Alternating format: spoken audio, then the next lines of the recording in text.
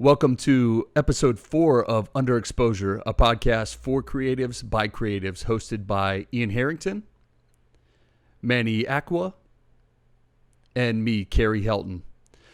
The San Diego creative community is super tight-knit and super cohesive, and it's something I wasn't really aware of until I got exposed to the industry here in San Diego. And one of the leaders in the creative community here in San Diego is a co-founder of an agency and also just a leader in our little community. And when coronavirus hit, he was one of the first ones, he and his partner, to kind of step up and reach out to the rest of the community and bring people together and see how we could address challenges and come up with creative solutions to the new situations that we were in, and how we could again collectively just kind of problem solve together and get past what we were going through.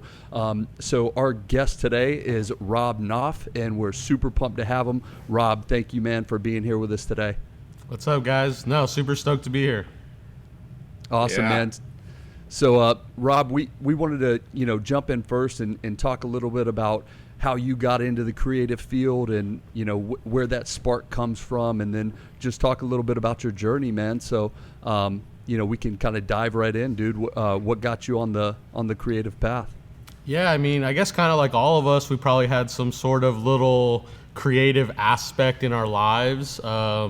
I was always more of a visual learner. I was always drawing a lot. I used to copy cartoons all the time of just anything, Rugrats, Disney stuff, and just people thought it was I was tracing it, So I remember early on just being very visually oriented, and it kind of just grew from there as far as different aspects of my life involving different visual visual components. I guess like everyone, we watched a lot of TV growing up, and my stepdad, he's actually he's obsessed with movies, but old school movies. So I watched a lot of Turner Classic Movies growing up, or AMC. TCM. Where as a kid I was it was kind of sometimes boring, but sometimes I would find myself being really into what they were talking about.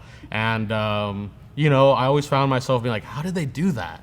How did they get that shot? And I think that's still been a lifelong journey of figuring out how people are getting shots. It was just always the coolest aspect of production to me, because as we all know, so much goes into just one little shot. This little frame that I'm in, it took me a couple hours to make. And that kind of stuff just always excited me, that movie magic aspect. And sometimes it was just oh, damn, they got that shot by, just trying something new or whatever. It wasn't just the certain equipment or anything like that. And so I was always really excited to learn, kind of deconstruct how they got certain shots or just made certain visual themes happen. And then I actually went to a arts high school where I honed in a lot more of my visual arts. I went there for painting, drawing, and that was probably one of the first times I picked up an actual film camera for my photography class. And that's probably where I credit a lot of the my framing, just the look.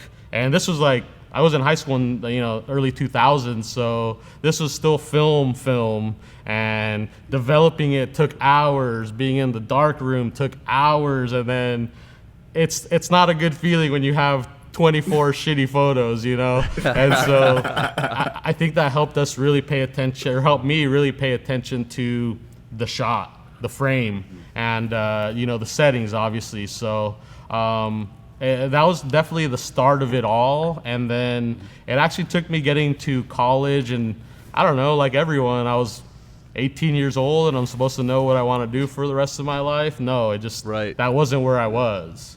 So it took me being in college, trying out a couple different things, and I knew early on I wanted to, I guess, for a lack of a better term, make films.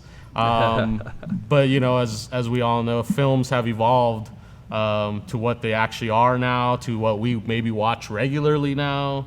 YouTube, Vimeo weren't things really back in 2004, 2005. And what college were you at, Rob?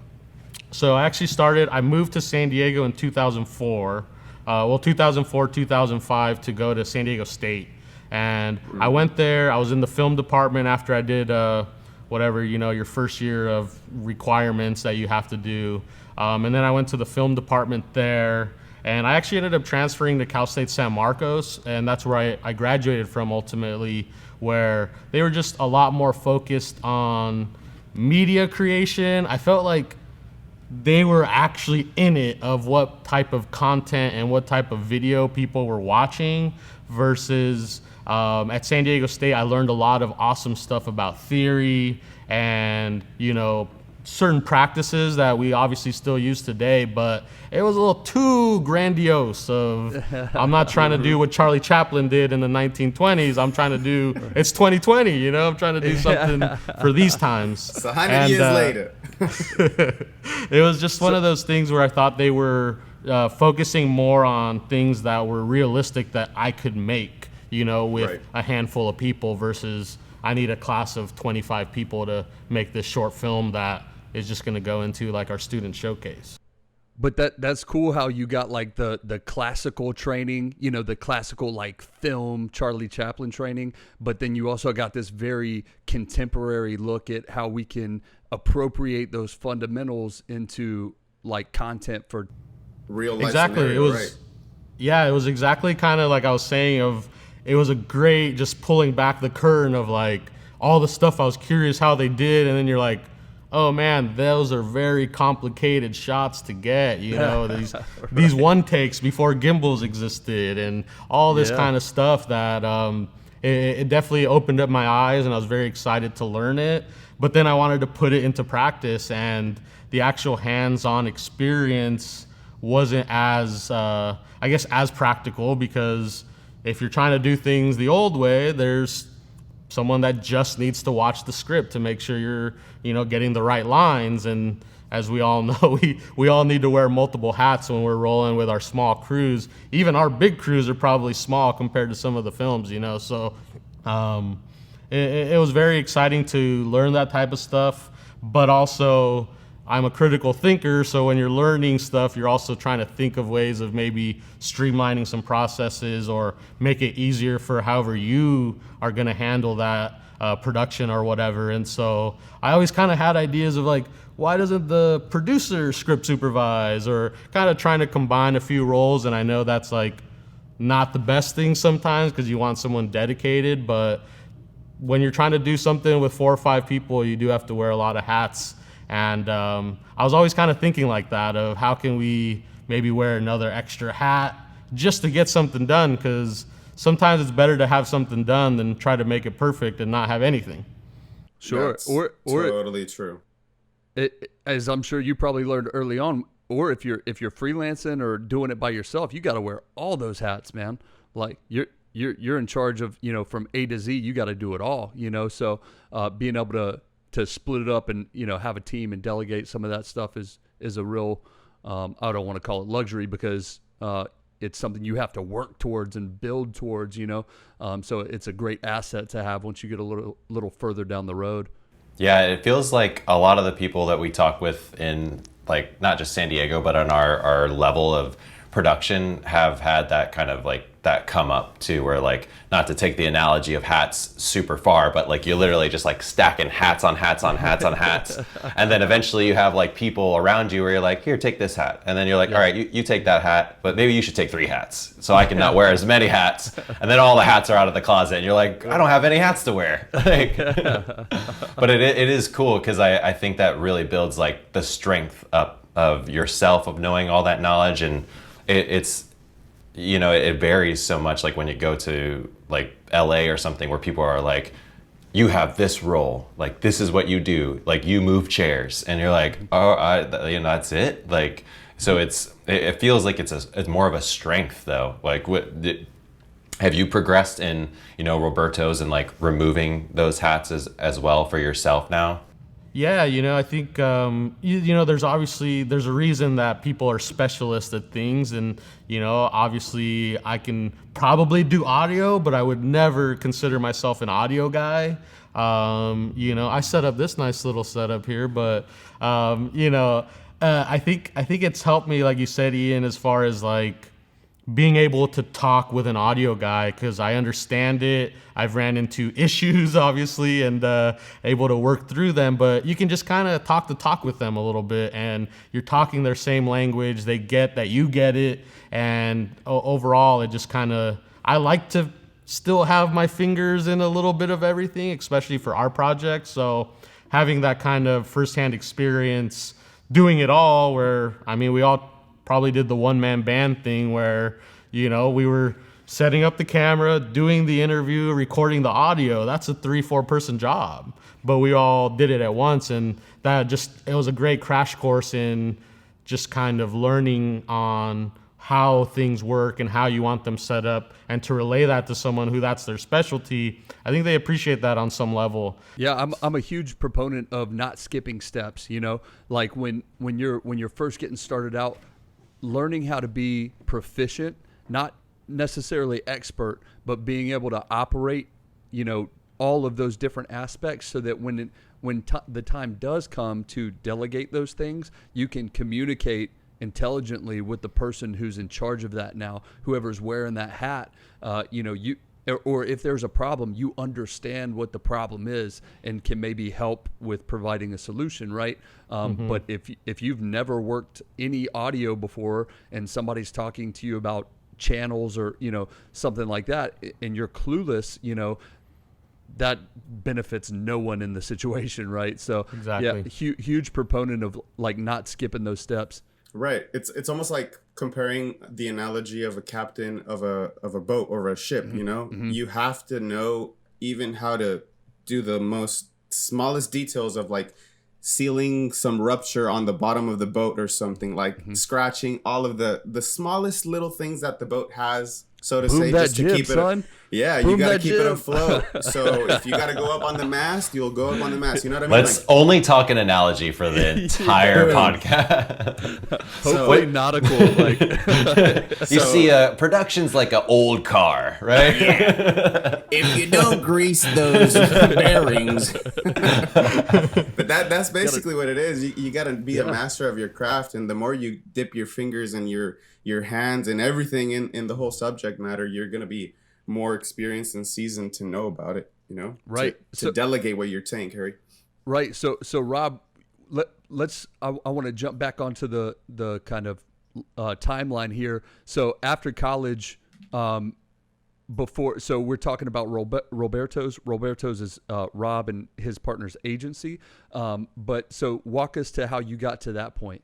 Yeah, so our company kind of started as a, I guess, culmination of Rolly and I doing freelance. So pretty much at the tail end of college, when I was about to graduate, I really honed in a lot of video, was maybe building up my little equipment arsenal that I would laugh at now, but I loved it back then, of course.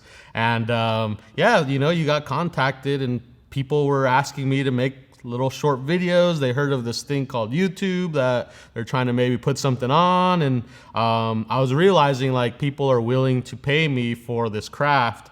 And it was super exciting because I didn't really want to go to like a corporate job. I wanted to stay in a creative field, and I thought I was making, some good headway for that. And so I took on anything and everything that involved me shooting with a camera and editing. So I did it all. I did corporate videos. I did the big events where I was just the guy in the back of the room filming a 2-hour-long keynote, literally everything. And while I was doing a ton of freelance, there was 2 organizations that I ended up hooking up with and working a lot with. One was the Media Arts Center of San Diego. They're here in town. They're a local nonprofit that actually their goal is to promote, video technologies and production for kids, youth. And so, a lot of them come from maybe lower income families and things like that. But we all live in the same world, so they have to understand these new languages and new things. And so I really enjoyed what they did. And they were actually offering a program called Community Videographers, where they were allowing people to either get assignments handed to them, or you can come with ideas, and you would interview, shoot, and record audio and edit basically like a 2 to 4 minute kind of mini documentary for various prominent people in the community or members of the Media Arts Center, other nonprofits, things like that. And I still actually have a check, one of my first framed checks of one of my first gigs. I think it was under $200, but they were so rad. Exactly. Well, so they were offering these stories, community stories, at like $200 a pop, and so you kind of take it at your own timeline, do your own thing, and you get paid for it at the end of when you're done. And so people were doing one a month, maybe one every couple of weeks. I loved it. I thought it was super cool. I came up from like documentaries. That's stuff I really liked doing in college, and I was doing 4 a week, and just like because that's all I was doing, and it was awesome. After it, yeah, it was one of those things where I realized when my parents were like, "Hey, big bag graduates, so now we did our part, so you can either start your business or come move back home." And I was not trying to do that. So, well, that's cool, Rob, because especially when I was first getting started out, I was trying to look for ways to not only make money doing what I wanted to do, but trying to find ways to continue to cut my teeth and sharpen my skills, right? So before we just had this conversation, I had no idea that there were community programs that existed that offered, one, an opportunity to film and, work on the craft, but two, that also paid a little bit, which would have been super cool to know, first getting started out. So just for anybody who's listening, obviously, if you're trying to get the wheels turning, maybe look at community programs in your area, trying to find places that will do what Rob is talking about here and maybe not only allow you to work, but will pay you a little too. And Rob took it to the extreme, bro. I'm doing 4 of these a week. Like, I'm getting my $173 a job. Like, he said, "I'm gonna get a production van. I'm gonna go out here and get all these." That is really cool too, because I think a lot of people that are just starting out, like videographers, sometimes tend to go towards like just the promo video side, where it's like there's no sound. It's usually like one individual that's like working out, or it's an attractive female on the beach, or right. The stuff that you see all the time, style, fashion, whatever, editorial, music. But like I totally agree that like the concept of shooting interviews, I mean, that's like 101. Like if you know how to shoot a good interview and light a good interview, like you're set for success, because interviews are that's like the basis to me of like really good corporate work, totally, nonprofit work, things of that nature. So that is really cool that's where you started. I wish I had done the same thing, because I started in, again, like promo world, and like then learned how to light a subject very well. Right. Well, it's like like we always say, it's the story. The story is within those interviews. It's like if I see another event video all shot with gimbal. Every single shot is a gimbal. Like, I get it. You got a cool new Ronin, and that's awesome. But it's like, that's not the story. That's not the value. It almost takes away because it's so distracting. But 2015 Kerry is feeling real attacked right now. But that is something to put on blast, though. I mean, it's so evident, and guys, I feel like that are experienced like us. Not to call out guys that are doing that, maybe a little bit, but I see it all the time. Like you're saying, it's just, that's all the content they have. I'm like, cool, that's nice. Those are good, smooth shots, but what else do you got? Well, and that's kind of like, we were talking. Yeah, it's kind of like we were talking earlier, where it was just kind of like, hey, I want something like this. And it's like, okay, well, this is fairly easy to get, I guess, or whatever, but it's like, it's not genuine. It's the same old thing that this other guy created, except I'm doing it at your event. And I think this, because the saturation of technology and different things like that, you just see that a lot more, because it's accessible to get. I mean, I don't know what Canon's T2i or the TI models are at now, but those are fairly accessible, and they're great cameras, and you can do a lot with them, but people end up doing a lot of the same stuff, which kind of takes away from the overall piece. Mm-hmm. So Rob, you start working at this what was the name of the place again? Media Arts Center. Yeah. Media Arts Center. So you start working at Media Arts Center, getting those gigs rolling, and then what happens then? So, yeah, I was just on this tear of freelancing like crazy. I didn't even know what freelancing was really when I started doing it. It wasn't like a thing. I was just like, people were calling me, and I was... Yeah, I was like, I'm not a businessman. I'm a businessman. And it was very exciting at that point in time because it was just like, oh, crap, and when you're a young kid, you're trying to figure out the way you want to live your life. And that just seemed like really cool I go somewhere for 4 or 5 hours, shoot an interview, and then I basically can take that night or the next day to like chop it up and edit. I used to shoot on the XHA1, so I had to digitize all those tapes, by the way. So that was a workflow thing I'm glad has been resolved. Oh my God, those tapes were brutal. So kind of like I was saying, where there's certain processes that you have to do, but I was always trying to figure out a better way to do it. And so I used to at the beginning just digitize my tapes. I'd go whatever, grab some food and hang out for a little bit. But then I was like, then re-watching the tapes for the edit. So I was just like, well, I'm already playing them from their entirety. Let me just let them digitize, and then I would start taking my notes there. And that was like a way I was able to just kind of start creating my workflow for that. Just a little more efficient.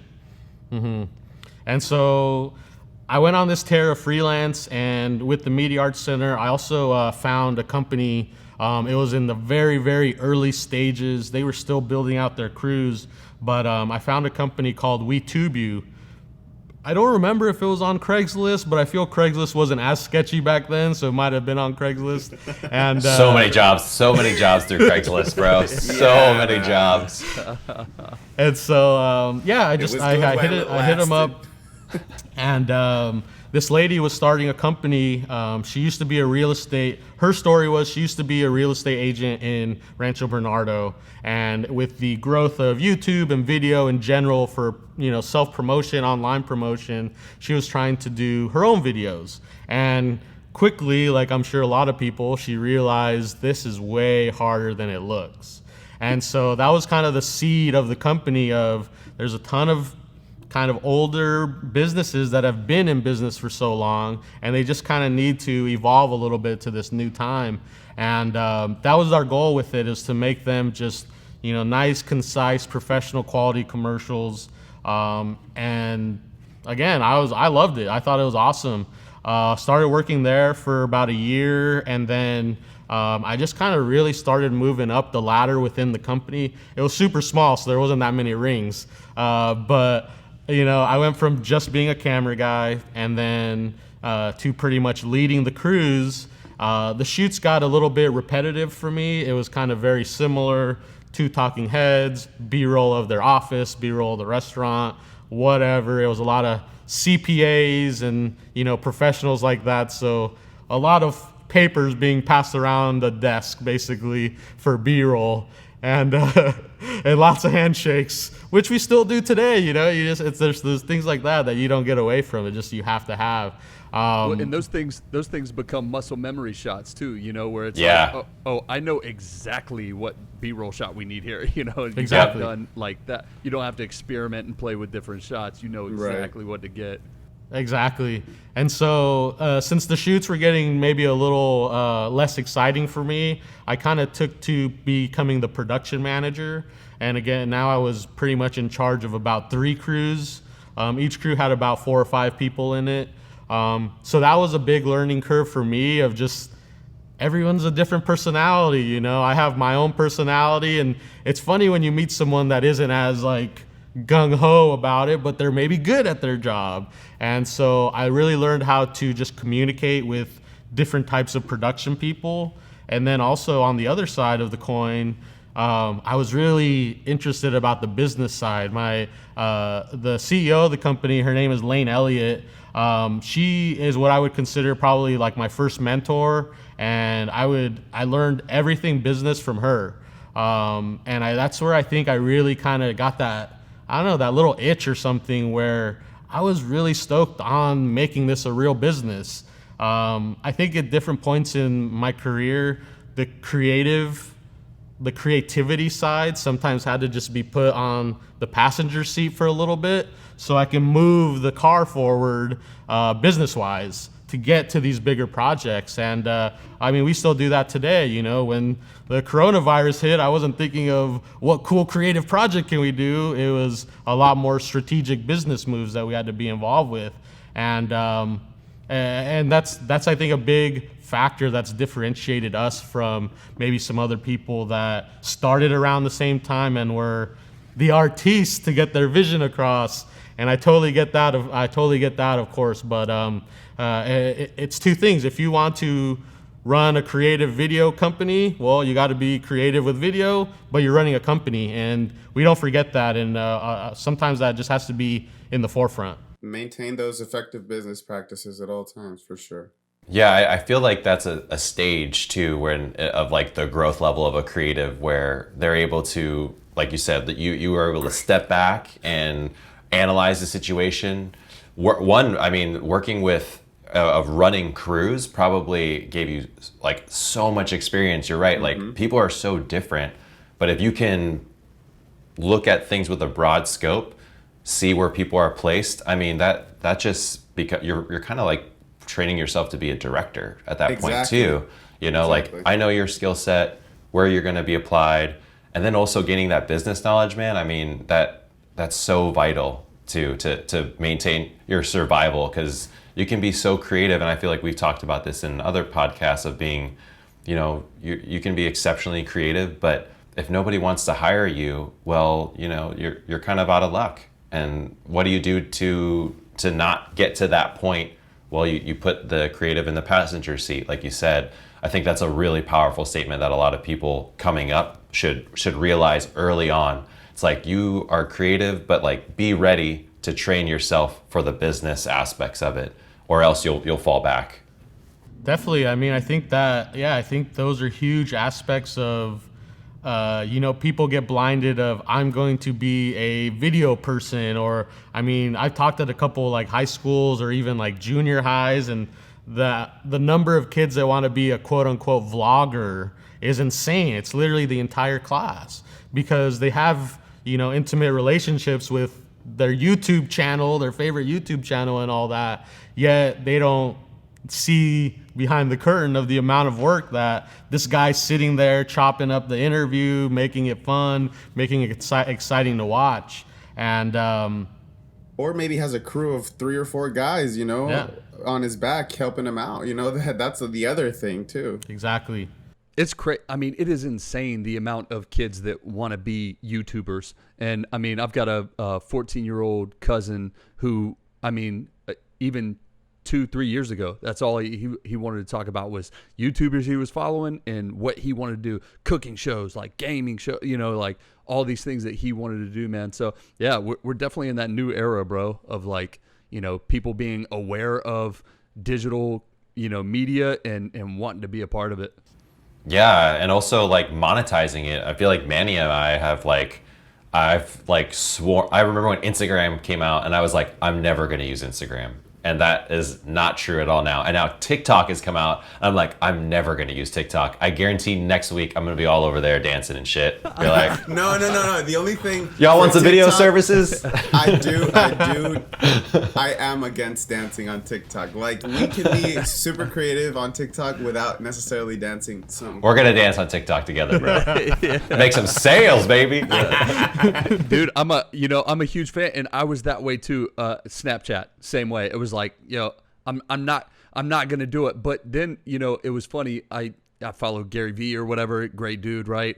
And says a lot of wise stuff. And he was talking about judging platforms when they come out, you know, and how platforms naturally age up. They start with that younger demographic, and eventually your mom's gonna be on TikTok dancing. You know, so many moms on TikTok, bro. You guys don't even know. Like, my mom will never be on TikTok dancing. Yeah, but you know, you get to that point where it's the initial judgment of the app passes, and then everybody jumps on board. So I've been trying to be more more considerate, I guess, about my judgments towards platforms, and instead looking at them a little more objectively and being like, okay, how do we use this to deliver our message, more so than being like, yeah, I'm never going to be on TikTok, Yeah. How do you use this platform to your advantage? Or how do you create content to better suit this platform too? Like, that's our challenge, instead of judging those platforms, like they're gaining hella traction. We already know that. Like, it's absurd how much traction are on those platforms. So you're just being negative. You're not adding, if you're just judging. Rather just brainstorm and make it work. Yeah, and there may be some insecurity there where it's like, I don't know what that's about, so I'm going to judge it or deem it like negative or for the kids or whatever. But honestly, man, these are our vehicles now. Like, these new platforms that come up, when they're in their early stages, you have a larger opportunity to get on there and reach more people without having to spend the money, without having to break through all the noise on that platform. You can test products without even investing in them if you really wanted to. You know what I mean? Like, it's crazy. Yeah, and these new platforms will just continue to arise, and we just have to keep figuring out how to use their features and their discovery discovery features to reach our audience. Yeah, I think one of the biggest things that I've noticed with new platforms, and I was on your boat too, Ian. I was like, I'm never getting on Instagram, and then we had a company Instagram, and I was just posting like all our party stuff on there, and I was like, maybe I shouldn't. Maybe I should just get one if I'm enjoying it as much, Yeah. But I think within that, what it did and what it does, I don't know much about TikTok besides, like you're saying, Kerry, when I get together at a family thing and my little cousins are dancing in a line down the stairs or whatever. But I think with like Instagram, Snapchat, and now TikTok, they're peeling back that curtain a little bit of what the inner workings of a company is really about. It's not just this super nice high-end video that Nike put out. That's seeing exactly behind, right, bro. You're seeing behind their creative meetings. You're seeing the person that's holding the phone, that's putting the TikTok content on there. Exactly. And I think it just adds that human value that the consumer has changed. It's not like when, in the 50s where we're just like, oh, doctors tell me to smoke Camels, so I'm going to smoke Camels. It's, you want to know who's rolling up these Camels, what's in it, and these platforms give you that access. And people crave it, man. Yo, Rob, you want to see the Doñita, the Cubana, rolling up those Camels, huh?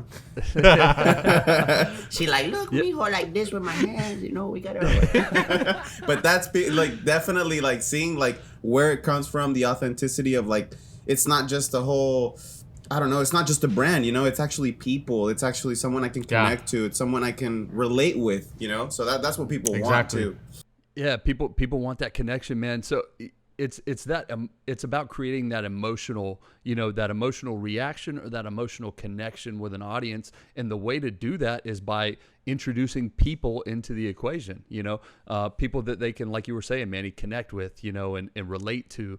And yeah, man, these platforms give us that ability now to bring the people into the experience of the brand as opposed to just kind of that voyeuristic seeing it from the outside, It's part of the omni-channel of the voice of each and every brand. That, I mean, why not? If it's available, why not be on it? You know what I mean? It's definitely like its own job. I mean, that was one of the hats that we were very interested on, getting off of our rack, because I get social media, we're on it. I see stuff that people are, doing right. I see stuff that people are doing well that maybe we wouldn't do. But it's a lot of work to do it right and do it consistently. So I'm not obsessed with likes and posting something like that. Mine's very just kind of on the fly if I'm feeling it or not. But as a company, you want to have a consistent strategy, a campaign, or whatever. And that was one thing that the two roles we were very adamant on filling that weren't Rolly and myself within our company was a salesperson. Because salespeople, that's a whole nother breed of person. That's you're just in that mindset. And then also social media, which they're kind of a different breed on their own right, where they kind of care about the little things. They know the inner workings. I mean, I've never learned so much about hashtags when they first came out. It was so crazy.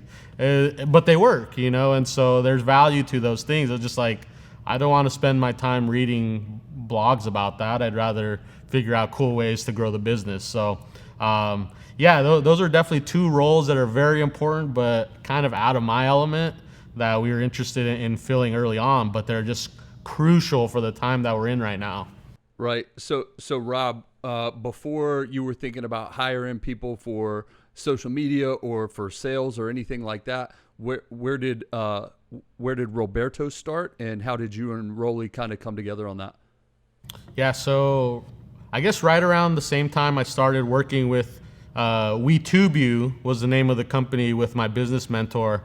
I think I was probably right around 2009, 2010. I was just about to graduate college, and I actually ended up moving in with Rolly, and I didn't really know him. He worked on a project with us. So a little background from Rolly. He's born and bred in San Diego, hometown hero. He's on the radio, 91X, and he hosts the local show, or co-hosts the local show Sunday nights with Tim Piles. And basically, he has just his finger on the pulse of local music. And that's kind of how I knew him. My old roommate was his intern. And so he helped, my old roommate was also in some video production stuff as well. So we would work on some projects here and there together for school or different personal things. And I think Rolly was helping out with audio, and I did the editing. So we never really met on set. He came over to the house and we chatted for a little bit, and that was kind of it. And then when we were moving out of our new place, it's funny, I was at the Media Arts Center because I was returning some equipment, and it was July 31st, and I'm like, damn, I need a roommate.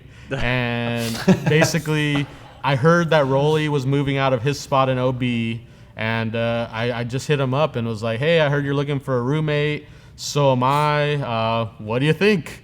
And it worked out really well. We found a spot in North Park, and we lived there for 8 years.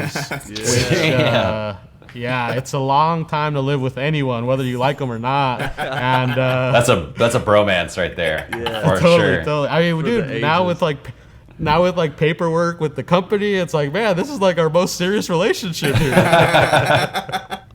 Seriously. But yeah, so when I moved in with Rolly, that's when the snowball really started moving on us creating our company. Obviously, we were just always around each other, and all we would do is talk video. If we weren't working on a video project, we were talking ideas, we were analyzing whatever we were watching on TV, and everything in between. So we were just nonstop in that mindset, and I was doing those kind of corporate type jobs. I was the production manager at WeTube, doing a lot more admin type stuff, which I hated at the time, but I see as valuable now for what it's kind of placed in me. But I was just kind of, for a lack of a better word, bored.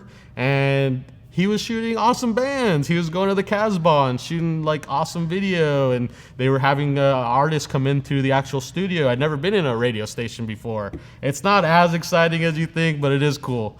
And they just had artists coming in, so that's when we started combining forces a little bit. If I needed a camera guy for a super easy enough shoot, he jumped on board. I was always down to lend a hand with anything he needed, because they were just a lot different type of shoots, a little more creative and just a little more fun. It wasn't set up a tripod, put them on this side of the frame or that side of the frame and let them talk. It was you got to get the shot. These guys are moving on stage, and it was just a different type of shoot, way more dynamic, way more fun.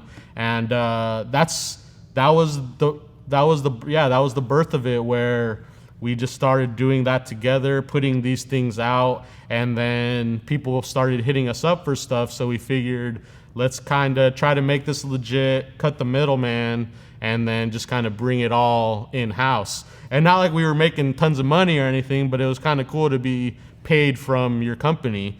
And so that was the birth of it, was us just working together on a ton of stuff, and being able to kind of grow the projects first, and then us realizing like, oh, this could actually be a little thing here. One of our I guess one of the staples that I think really helped us grow, and I don't know if I've even talked with you guys just yet, but we did a web series called A Red Trolley Show, and that was, again, the spin of Rolly had a lot of connections within the music industry here in San Diego, and beyond, and we had a little crew of people that were helping us out. I developed a little list of contractors. Our homies were always down to lend a hand, hey, here, hold this microphone. All right, you're an audio guy now, Yeah. I remember when I first started in San Diego, that was like, you guys, I remember seeing that, and it was like a huge inspo for me, because I was like, this is so rad that they're shooting this in a live space. And I remember seeing like just a couple of the episodes, and I was like, man, this is really well produced. This is like good stuff. And again, this is when I was just starting like to get my things going, and I was like, oh, this is possible to do it in a big, or a larger scale. And again, just maybe you could talk about how that process worked, because I mean, that's like, it's really, you're shooting it in a trolley. I remember when I first saw it, I was like, it's super dope. The concept was there. And I also remember like drinking the beer that was like related with it. And I was like, man, are these guys like getting funded by this company too? Like, this is fucking good. Like, this is good shit. Like, so I would love to hear more about that whole process, like how that got started and the ideation of that too. For sure, yeah. Thank you so much. That's awesome. I'm glad you've seen it before. It's really cool. We've been doing it for a long time. It's a long time, dude. That was like 2014. I remember when I saw one of the first ones. I was like, that's a long time. Yeah. It kind of, I guess, like everything started as a little passion project and turned into real work at some point, which is kind of the goal of what we're doing as a company too. This is just on a little smaller scale, but the idea with the Red Trolley Show was we used to watch a lot of live music type stuff at our apartment all the time, and one of our favorite things was actually I think it's a company out of France, but they have it's called La Blagothèque, and they do some similar one-take shows where it's like, one of my favorites is they had Phoenix playing I think like in London, and they were in a double-decker bus. And the dude's in the back of the top of the bus, and then they start singing one of their hits, and he just walks off the bus, and people are like, what's going on here? He walks out and then just starts cruising the streets, and it was just like, they do it with one camera, so it's very kind of immersive, I guess. You're just like really going with them. And we liked that a lot, but we thought we could do it with maybe more cameras. How do we make it more of a hometown thing? And the Red Trolley just popped up. Not that we rode it all the time or anything. We were just like, I know it's there, and I've taken it to TJ once or twice, but it's super specific to San Diego too, though. Definitely. So super identifiable. Yes. Yeah, so we the very, very first one, even before that, we did a test because we weren't regular riders, so we were like, let's just see what it's even like on this thing. Dude, yeah, it's pretty wild on there sometimes, which I was always like, how are they doing this? Yeah. Well, we're definitely a sight to see as well, so sometimes people either go away from us or we attract people. Sometimes they're the right people, sometimes they're the homeless guy that's drinking a flask on there. So that's kind of the fun of it, Right. Every experience is different. It's the same idea, but that's what we wanted to do, where everyone just was different. And we thought that would accomplish it by doing it on the trolley. And like I said, Rolly had some connections with local musicians. So we put it together with a couple musicians. We did 3, pretty much hoping that nothing happened. We didn't ask permission. We were going to ask for forgiveness later on if anything did occur. And actually MTS, the Metropolitan Transit System, did see it and they loved it. And they actually reached out to us to create some sort of partnership because, as you guys know, public transportation isn't always seen in the best light or a cool factor, and we were providing that.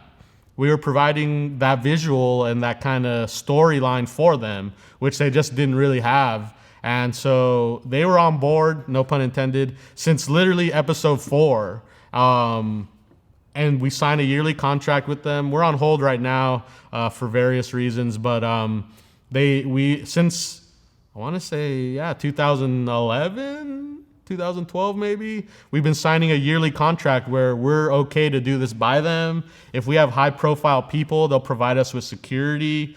And they're great partners to be working with, and they kind of just gave us the reins. They gave us the okay, and you guys are doing it right, so you just do whatever you want.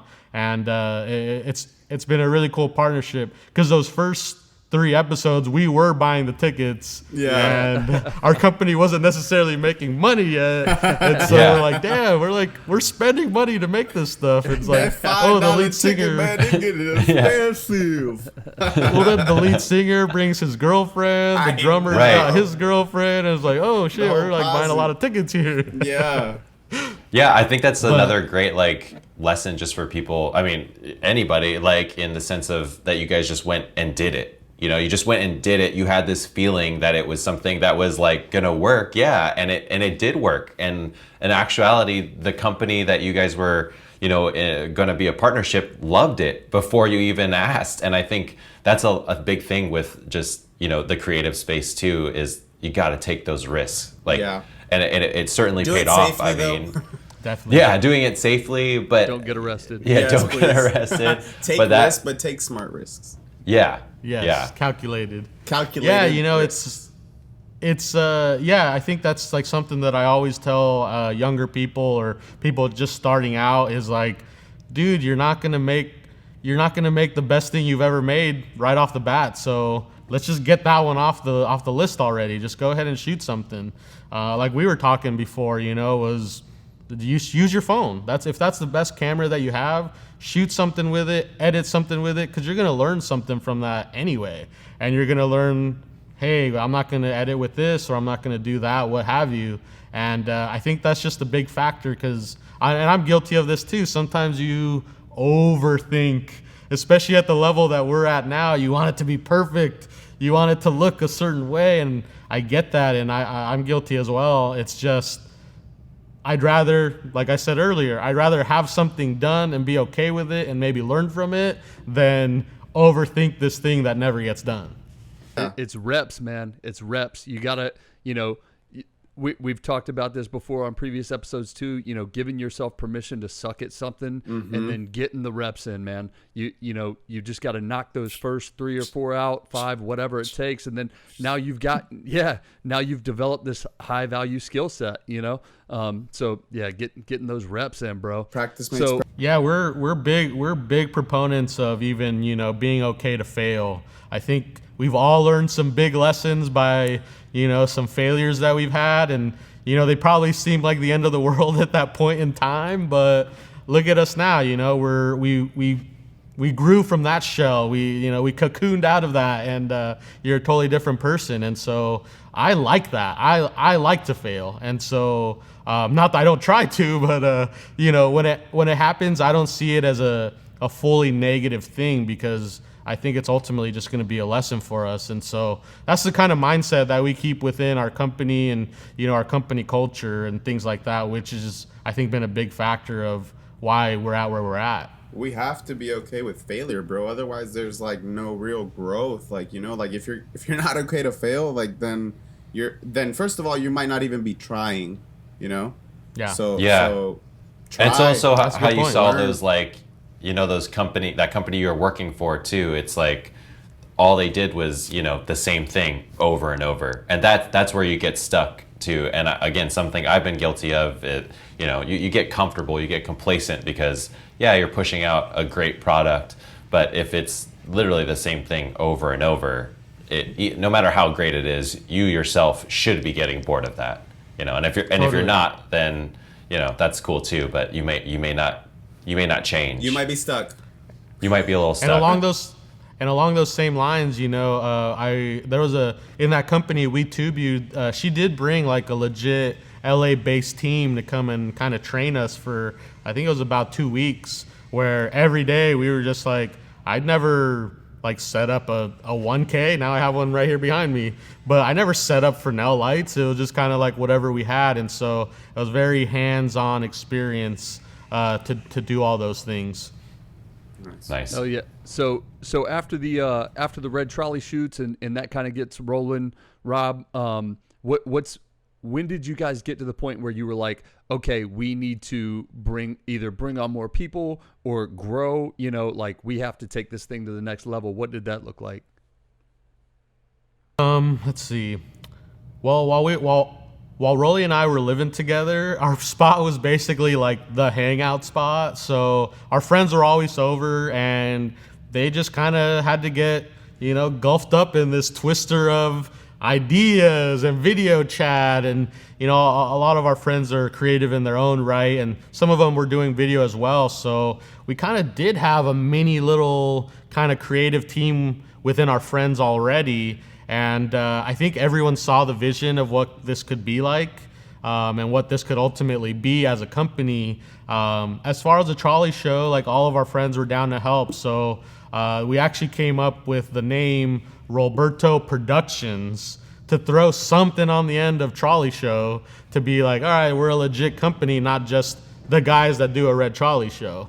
And the name kind of spawned from my business partner, Andrew Rowley, and my full name, Rowlberto. And we wanted to pay tribute to our, where the company was created here in San Diego. And we're no strangers to taco shops. So it just seemed to work perfectly. And when I was doing research of kind of company names, I'm not a big fan of like using your name and then putting like creative at the end of it. It's like, it seems like the least creative thing to do, to put that literally in your name, but it works for some people. And then also, like, I'm sure we've all seen like websites that have like the old film cameras. They're just like, well, we were shooting with a DSLR, so like our full logo has a 7D on it. And I think that was just kind of the point in time where we were at. And the biggest factor was that it was really genuine versus being like Rob's grand video company. I didn't want to do that, and everyone's aesthetic was just super clean, super high end. I think it was the first time people could just really seem high end without actually being high end, I guess. And so everyone just had the cleanest websites and they looked awesome, but it just wasn't us. We always say we take our work seriously, but we don't take ourselves seriously. And like Manny knows, we like to have fun on set no matter what the project is, because we enjoy it. We enjoy getting that shot, even if it is like, all right, it's just a talking head. Any little thing, oh, that backlight looks really cool, or, oh man, what if we just have them turn a little bit this way or do this random angle, what have you.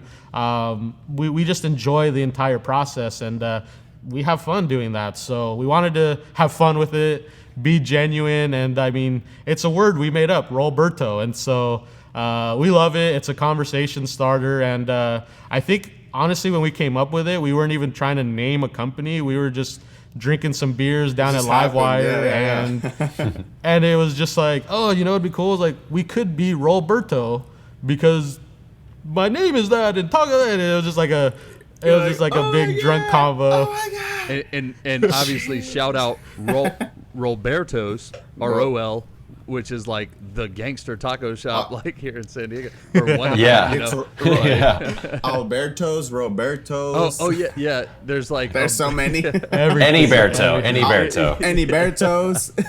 Taco Bertos. I've seen Adalbertos. Albertos. Yeah. Yeah, for sure. So, yeah, but I love how you guys work that aesthetic into, your branding too, with the taco and, with all the, the fun colors, and, it's just, it really, to me, it has its own voice. Yeah. Yeah, speaks with this like authentic feel, and I just really enjoy that too, man. I agree. Definitely. Thank you, man. I appreciate that. Yeah, it's definitely kind of semi accident as far as like what it actually brought to us, where I think early on we maybe weren't thinking as crazy about the branding aspect. It was just kind of like, this would be cool and this is genuine, and let's just name our company to sound like a taco shop. But it's given us a lot of benefits branding wise, which, you know, like I've mentioned before, people like us and they like our branding, and that is a big factor of why they hire us, because we're walking the walk. We're not just telling you what to do. Go look at our social media, go look at our website. We know what works, and if that isn't necessarily always exactly what the client has to do, but they just see that we get it outside of just making a video.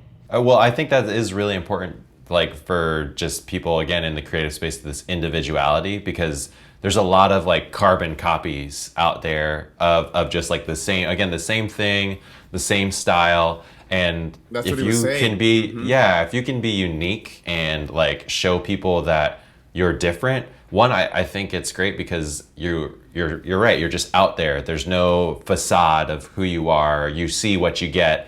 And two, I think it limits that those awkward interactions you may have with a client where they're like, ooh, you know, like you do good work, but we just don't click. Like, you know, completely bypass that by being upfront about who you are and your nature, and you're going to attract all the right people, which it seems like you guys have. You probably have like all the clients you want to work with and have dispelled all the ones you don't, which is a really hard part of the come up, because sometimes you're just working with people you don't like, and that sucks. It's a lot harder.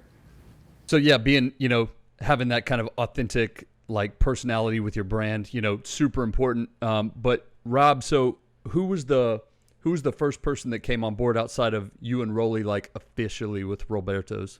Officially, that would be Jen. So I've known Jen actually at the other company that we started, We Tube You. Like everyone, she was just on that hustling mentality. You know, when you're freelancing, you just gotta like get those gigs on your own. They're not gonna fall on your lap. So she was doing a lot of real estate photography. She was transitioning over to more video work. And so she was helping us out at We Tube You to produce the projects. And so simultaneously, as I was working at We Tube You and learning the inner workings of, you know, that company, we also, we were starting Rowlbertos. Like I would talk to Lane about issues that we were running into, or she would help me develop contracts. And, you know, I mean, some of them were literally just me switching out a logo and putting our logo on it. Like, this is the kind of help she was giving me, which, you know, I couldn't imagine doing a lot of that research on my own. And so we were doing these companies simultaneously. And then, unfortunately, Lane passed away to breast cancer. And it was just kind of like a serious, heavy point in my life where I got really close with this woman, and she took me under her wing and taught me more than I learned in school, you know, for business. And so, you know, we got really close. We were working at, you know, her facility for like 10 hours a day. So like we spent a lot of time together, and especially as production manager, and trying to learn business stuff from her. So, you know, I would consider her even more than a mentor for sure. And so when she passed away, it was super heavy moment. I mean, like her family was there, me and another one of our crew members, Sean, who came up with me at We Tube You. It was just like a lot to kind of handle. Her daughter was there, and it was heavy, but it was also kind of like the point where it was like, I was almost using We Tube You as a semi-excuse because we were so busy that was kind of the reason, I can't keep developing Rowlbertos. We got all this We Tube You stuff. And I didn't see it like that back then, that I was kind of doing that. But looking back, I do see that I was maybe trying to stagnate Rowlbertos because I was maybe scared. I didn't know what I was doing. I don't know. Probably multiple factors like that. And when we kind of got to that point, it was either this is the leap of faith. This is the point here of everything that you've learned from this woman. This is the time to put it into action. And that that was when we fully jumped as a LLC. Before that, we were a general partnership, just Rolly and myself as 50-50 owners. And I mean, just learning that process on its own was a whole thing, man. you know. For sure. And just For like sure. government paperwork, you know, making sure Franchise you're tax board, Yeah. getting that money. all that stuff. And it's expensive when you're a freelancer, you know, that Yeah, man, $800 it bucks is, a bro. year, you're like, whoa. It's not cheap. Yeah, dude. It's totally So- worth it though, but doing all of those things and putting all of those things in place definitely pays respects and pays homage, like to even, you know, your upbringings and that relationship, con todo respeto, you know, it's definitely like it built you, it gave everything the strength and the experience to get that foot forward. So great job on that too. Yeah, thank you. Yeah, so it was kind of just this point where it was kind of, you know, shit or get off the pot kind of moment where it was like, we have it all. We have it all to just kind of do it. And it was kind of that leap of faith that we just didn't take yet. So as Rowlberto Productions with Rolly and myself as general partnerships, the homies coming on board to help us out with the trolley show and other things. Actually, our original logo was just a bunch of all of our hair because we all kind of had like very different hair, no faces, literally just like the hair. I'll have to send you guys the logos, or I'm sure it's definitely at the tail end of some of those old trolley shows where there was for six. sure. There was I six of remember. us. I kind of remember that. Yeah. That's dope. And again, it was just kind of from us in our little creative compound, aka my 2-bedroom apartment. And it was just us kind of throwing around ideas. I think someone brought a book over that was like, can you guess this celebrity by just their hair?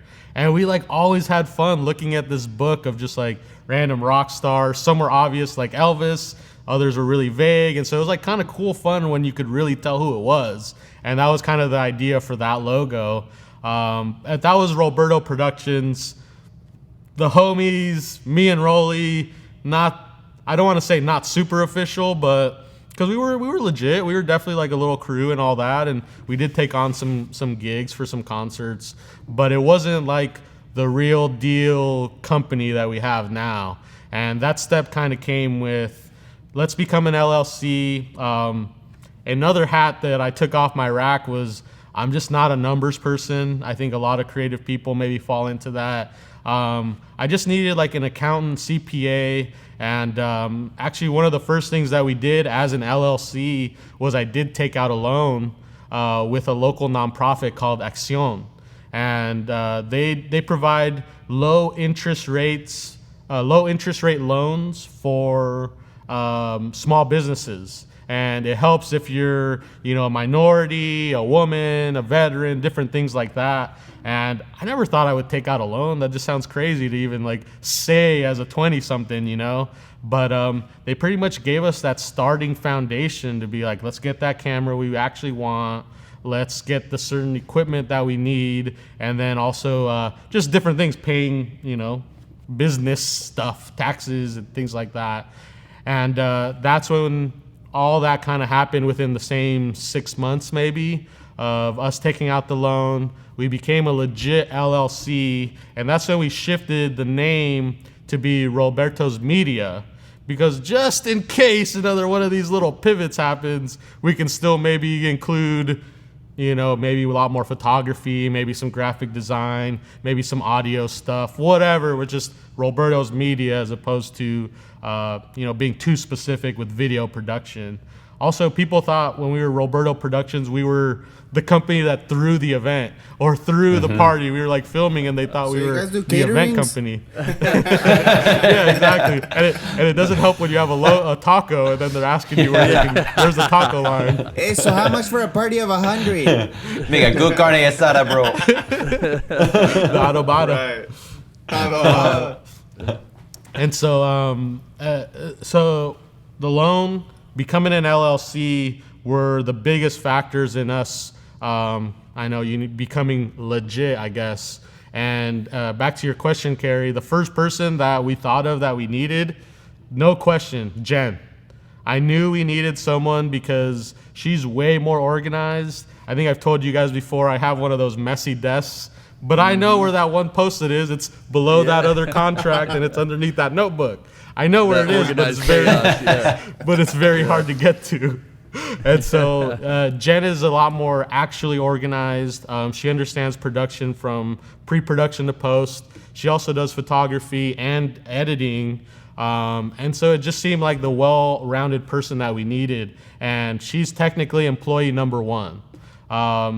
She's actually still technically our only employee. As of right now, we have a sales manager, Ryan. He does a lot of our sales, but he has his own kind of marketing and sale company. So because that's outside of our industry, he can still come on as a 1099. I'm sure we've all ran into that whole AB5 situation. AB5, I was about to say that, yeah. A whole nother, maybe cut this part out, Kerry. Every one of us are employees. No, for sure, man. Well, it's a gig economy now, man. It's a contractor's world, and outsourcing things like sales and stuff like that. It's a no-brainer, man. And it's not just us. I come from the sales world, and I was an independent sales rep, which means I represented multiple brands, that's where I come from, bro. And the largest companies in the world outsource sales and stuff like that. So it's not like a bad thing by any means. And, using contractors now is just, it's almost silly not to in a lot of ways with some of this stuff. So nah, bro, I think that's an effective maneuver all day. No, for sure. It just gets a little tricky with the production realm of, other camera ops or PAs or people within your industry.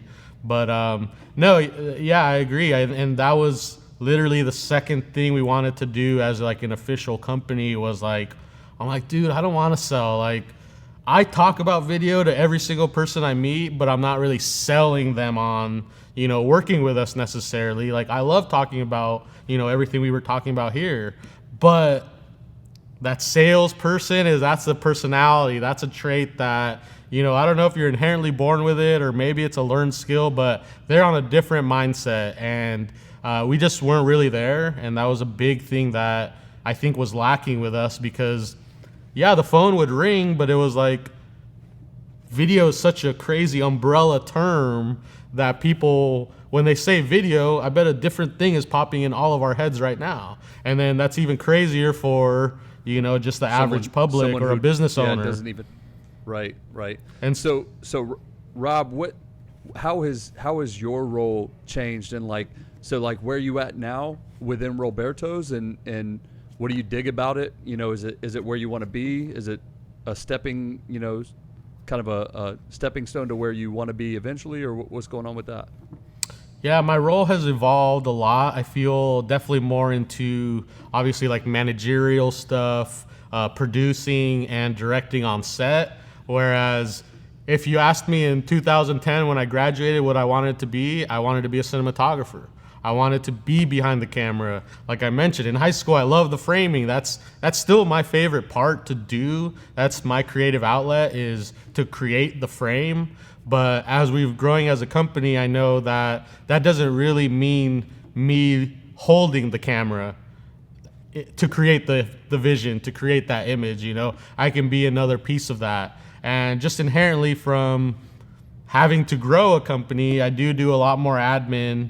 I do kind of do a lot more of the pre-production, behind the scenes type stuff, and then directing on set because, again, I got my fingers in a little bit of everything. I can talk to the audio guy, hey, we're going to have some audio issues because of XYZ. I can talk to Rolly, who obviously does Rolly does all of our camera work, so he's our main camera op. And we've been working together so long, like I don't even have to tell Rolly something. I'll just start walking over and he knows what I'm going to say because we just are kind of on that same wavelength. So I trust him wholeheartedly. Definitely times to just give me some cool stuff, do your own thing. I don't need to be over your shoulder every time.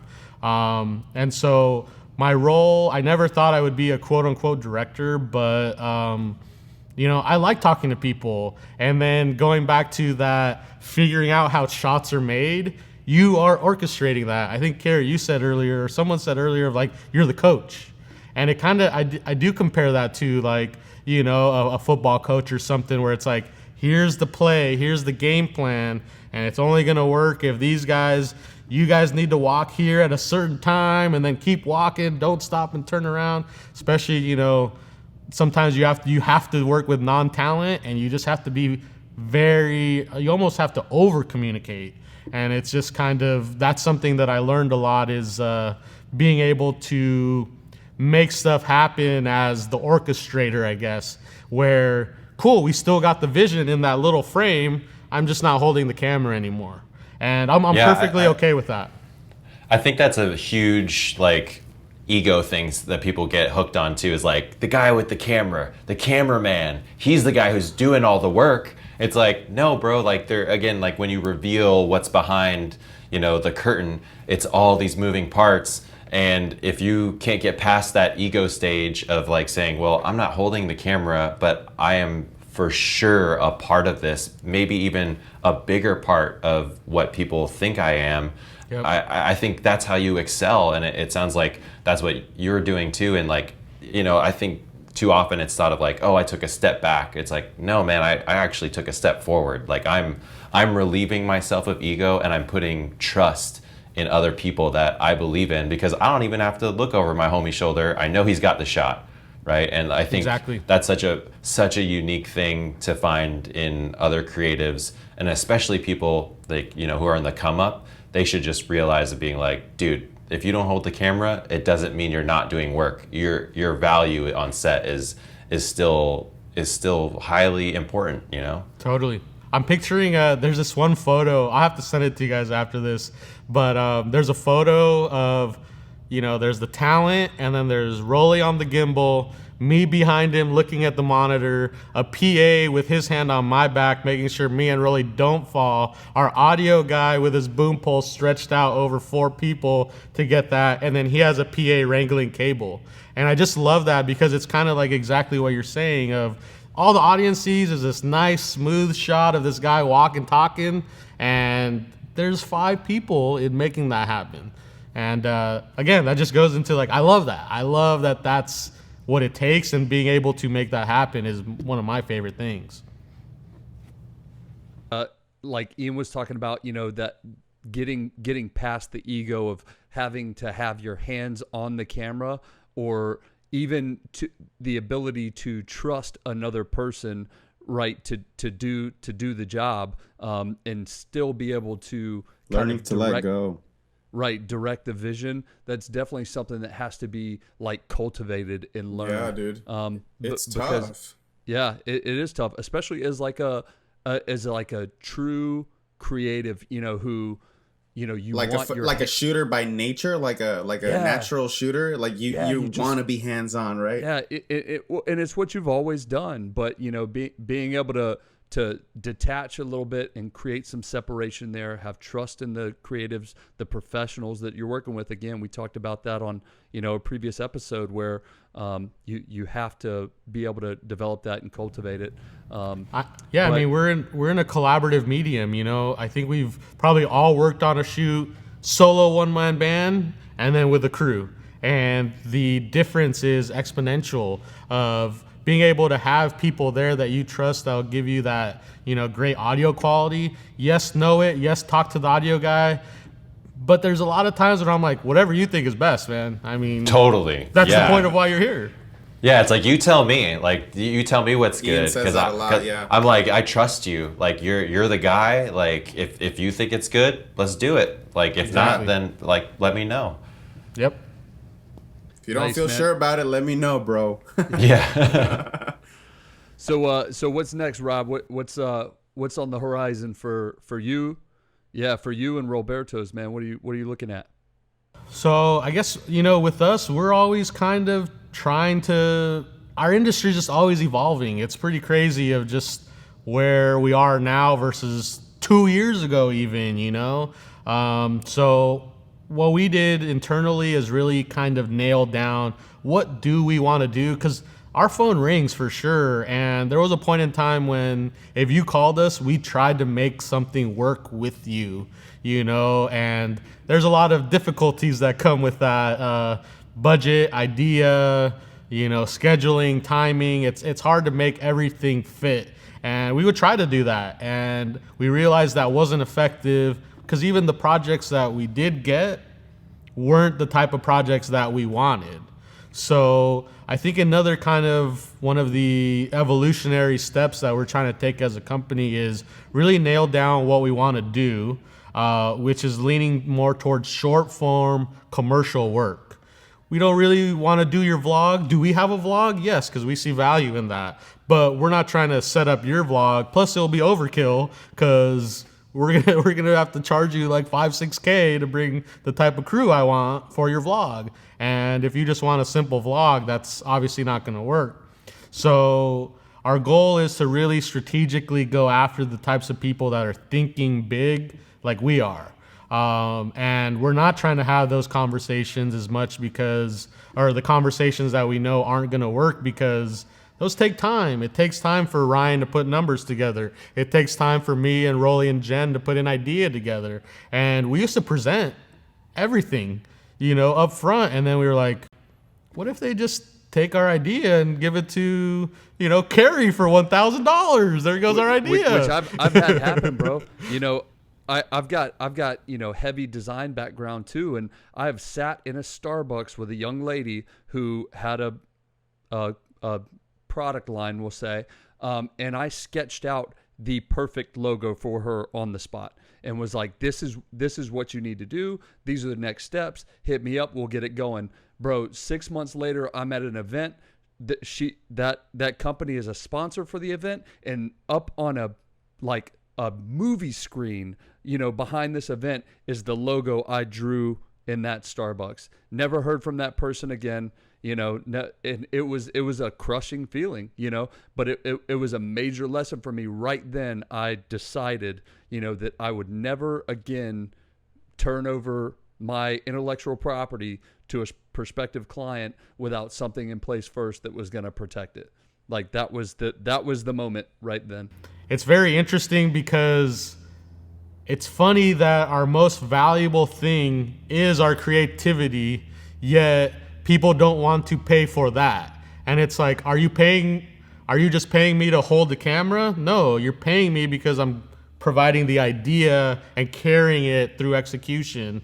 And it's just really interesting. That was an issue we ran into before, is like, how do we charge creative? Because some clients come with a full-blown idea. I've had clients, actually posted a video today on my LinkedIn.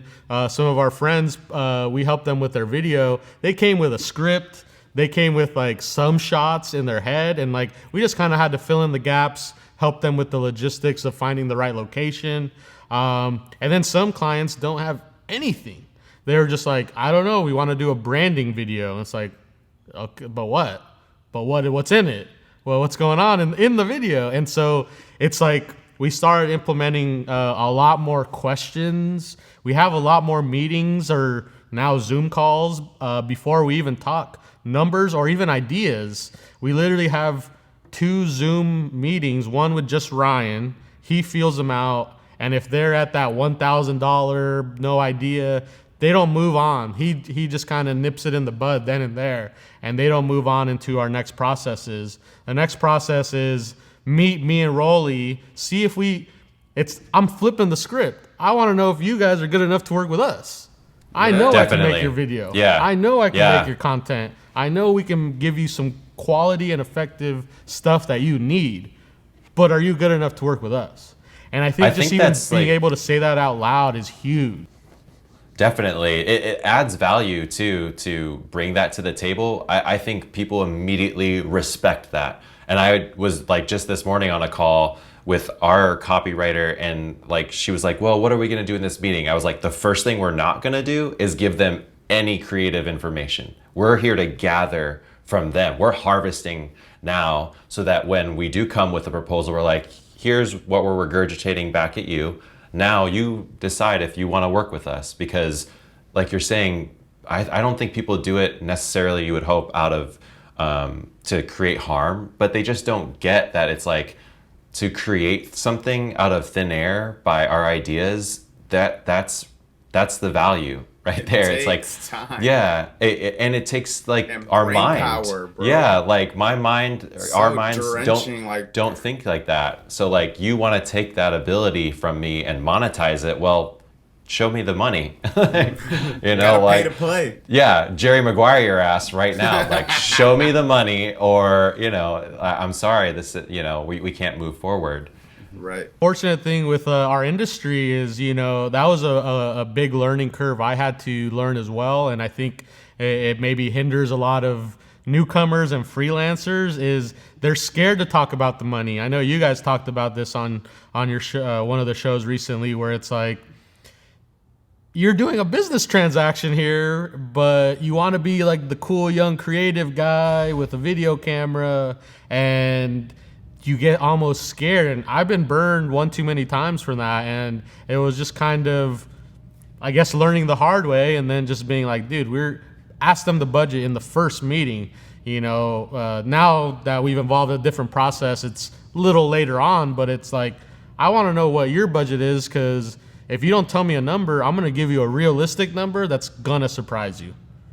So, yeah, they're, That's Yeah. a fucking fact, bro. that's so true. Fact, bro. It's like you asked for a crazy commercial. What were you expecting? Like totally. $100? Like yeah. get Rob, get out of here. Rob, I thought we were Yeah. friends here, Rob. Well, Yeah.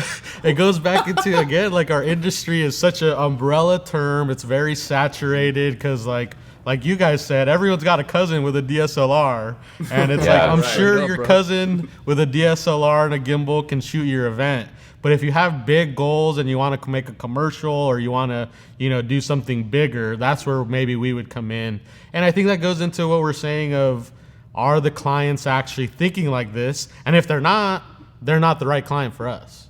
Right. And I don't, honestly, I don't believe that, you know, the clients that approach us are out to take advantage of us. I don't think that's the case, but people will take what they can get. And if you're trying to be the cool guy, and you leave a lot of slack in the line and a lot of room for them to add in requests and, you know, things like that, people will take that because they're paying for it, right? They're like, well, if I'm getting this much value for my money, I might as well get as much as I can out of it, right? So They weren't they weren't told otherwise, you know. right, Yeah. exactly. So there's no expectation for them. ¿Por qué So- no? Yeah, Yeah. fucking no, man. So, so you know, again, we've talked about this again previous episodes, and this is a real life example of how important it is to put those processes in place up front that are kind of the gatekeeper for your business, and you know, not only protect you, but save you time from having to talk to all these people. Yeah, save you energy from, you know, trying to come up with things before you even, you know, settle on a budget or something like that. So it just drives home the importance of all that stuff that we've. Yeah, I think it also protects our industry too. Like there are guys that should be doing those $1,000 jobs. Like the guys that are coming up, like again, years back, sure, I would have taken that. But now it's like, if we constantly are trying to accommodate to people, well, it just kills the industry. And I know Manny and I have a couple times have seen posts on Facebook where we're like, bro, you're charging how much? Like, come on, man, have some self-respect. Also respect everybody else that's trying to make a living in this industry. And I think that's something over the top people need to realize if they're coming into this, that they need to do the research and charge the right amount for themselves and support everybody else in doing so. Yeah, and they're doing, and when they do that, they're also paying respects to the industry by actually, you know, if you feel like you can charge us a certain amount, but some people, this is the counter argument. Oh, I don't need to charge that much. You know, I don't do this as a living or whatever. It's like, well, we do. Yeah. Well, we do. That's my fucking point. You know what Yeah, I mean? You're hurting all of us yeah. that we are. So it's like, don't charge no damn $500 for a wedding, bro. Like you're hurting all these other cats Everyone that, across you know the what field. I mean? Like it's ridiculous. Yeah. So just pay respects to the industry, do your research, and ask questions to other people. Like it doesn't hurt to ask, rather than just throwing a massive deal when you're for sure gonna get hits. but are you really doing a good thing, or are you kind of hurting everyone else? You know what I mean?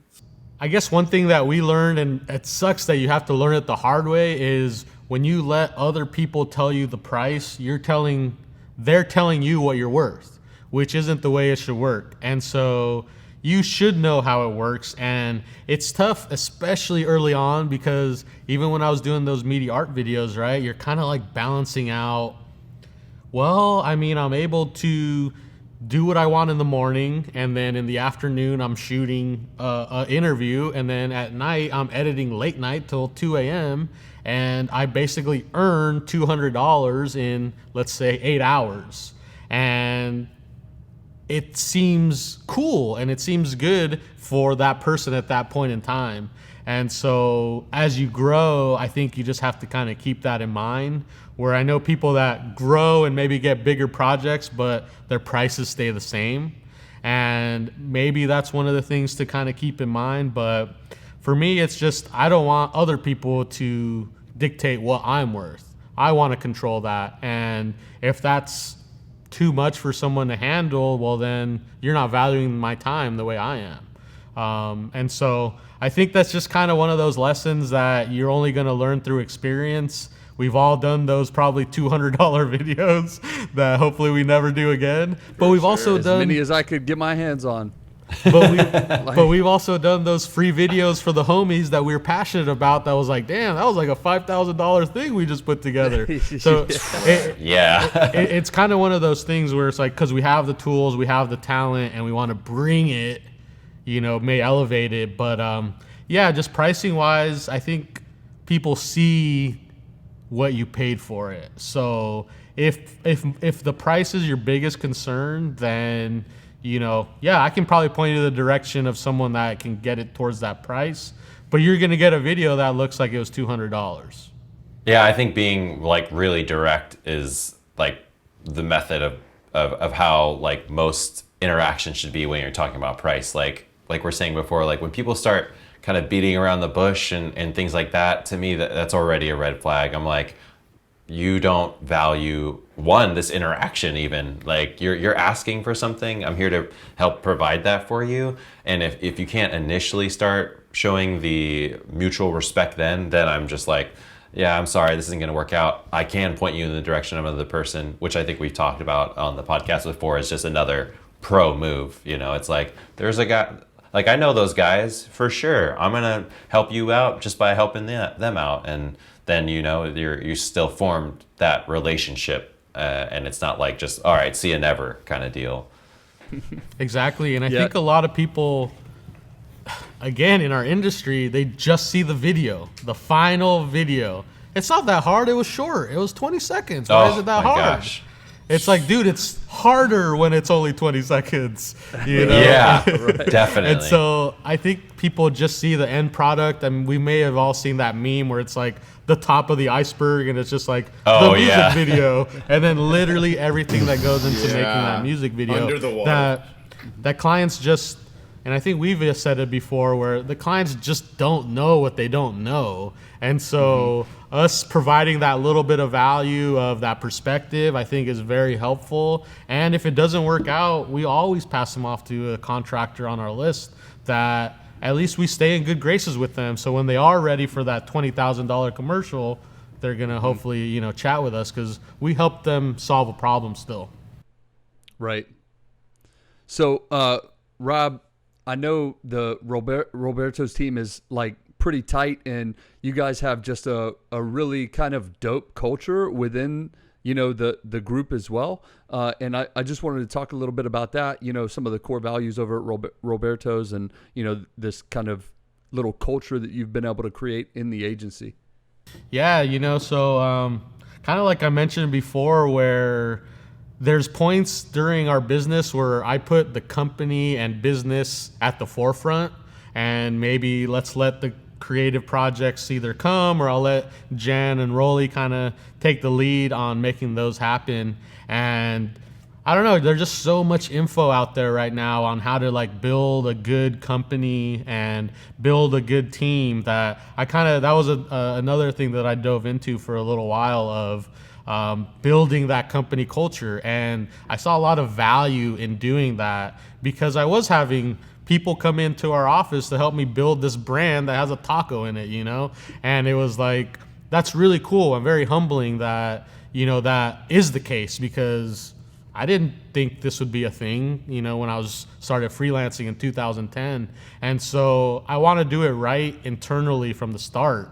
And company culture is something that actually probably at WeWork, they did like a lunch and learn or something, and people were kind of talking about that. And I really took to it because you see people working at Google and they're like, oh shit, that would be really awesome to work there. But it's like, okay, so they have bikes on campus, you're still doing a bunch of coding. Like, it's interesting because it's kind of like, could be a very boring job at any other company, but because it's at Google, one, it's got power to say I work at Google, and then also it's like the campus is cool, we get free coffee, we get whatever. And so not that we could do something like that, but a version of that, something that is making people excited and I don't know, just really motivated to help you build your brand. And so, Kerry, you mentioned our company values. We really nailed it down. We used to have like a list of like 15 things that were just kind of like quotes that we like that kind of embodied some of the things that we want. But it's like, I'm not going to memorize all these things. Like, I like the quotes, but I wanted our values to just be something that we can repeat just without thinking about it. And we are actually living it, And so we came up with our values to be cool, be creative, and give a damn. And there's a lot more that goes behind them besides just kind of, the words themselves. But that's cool super isn't easy like to understand. Totally. Yeah. It's like it's you can get behind it. It's not some complicated philosophy. It's it's super like, be cool, be creative, and give a damn. I can do all three of those things, and if those are the things I need to be really focused on in order to work there, I'm down. Those are like great values, bro. Yeah, exactly. And we try to implement those in every project, but also just like our lives. And so we use a project management Basecamp. I don't know if you guys use that at all, but that's what we use for all of our projects. And you can ask a weekly question. So I think it's every Monday we ask, how are you cool, how are you creative, and how did you give a damn within the last week? And we all fill that out every start of the week. And it's kind of a cool way to start the week, because then you see the success of you living these values, and you just kind of, try to keep it going throughout the next week. And so we're very adamant about those, and that they go more than just like, be a cool guy. It's like, be cool with everyone, be respectful with everyone. One of the things that I love about our job is like, I learn so much because we're trying to tell someone else's story. Like, I don't know how much you guys have learned about manscaping, but I'm sure more than you knew, and different things like that, where it's like, you're trying to tell these other people's stories. And so they have to bring you into their world. And, when I used to do those corporate gigs, learning the inner workings of how like a real estate firm works was really, really cool. Cause like, it is kind of like managerial. All these guys are like contractors. They just happen to be at the office. And I never really seen that firsthand. And I mean, every type of client that we have brings us into their world. And so be cool about it. Want to learn. That's a big thing for me, is like, I always just stay on that learning path. I know I don't know it all. So I want to just keep learning, and I'm very open to learning. I ask a ton of questions, and some are dumb, but so some are legit. So be cool, be creative. We always try to do a different type of shot every shoot, whether that's the best shot in the video or one that we're like, let's leave that one out. Actually, we were a little too creative on that one. At least we tried it. And then just giving a damn actually stems from the WeTube You. When I was working there with my mentor, I was like, there was a point, I was a young kid, and I was just like, these are so boring. Why? And it's like, Lane instilled in me to just care, literally care. And that's what that means about giving a damn, because our name's going out with this thing on it. So I'm not, trying to put something out that we're not excited about. And as we've been growing as a company, we've been able to limit the things that are going out there that, maybe we don't like. And we're just not kind of taking on those types of projects of stuff we don't like or don't align with those values. Unless the money's right. So, that's another like tier. Maybe we should add a value there. Like Ian said, show me the money. That's our fourth value. Disclaimer: if the money is right, we'll do whatever you want. Asterisk.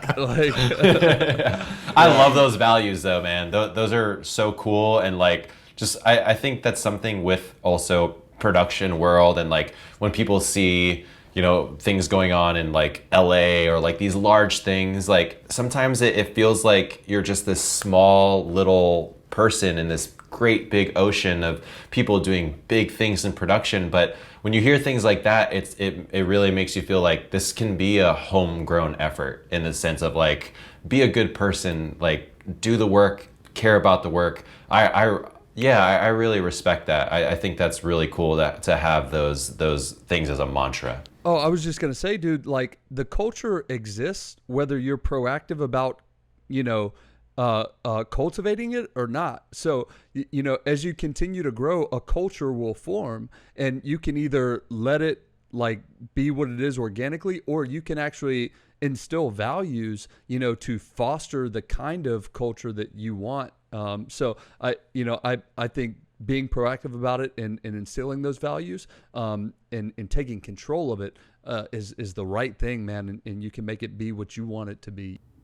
Yeah, that's exactly right. And I think that's kind of like where they pretty much came from, Like I said, we had that list and it was like, all right, this is a cool quote, but what? Like, do we value that like that? And it was more of just like, what are we? What do we like? And I think they just kind of came out. It was like, we just want to be cool and we want to be creative. And it just kind of like, they came out very fluid because we were already doing it. It was just, like you're saying, harnessing it and then really kind of making it a thing.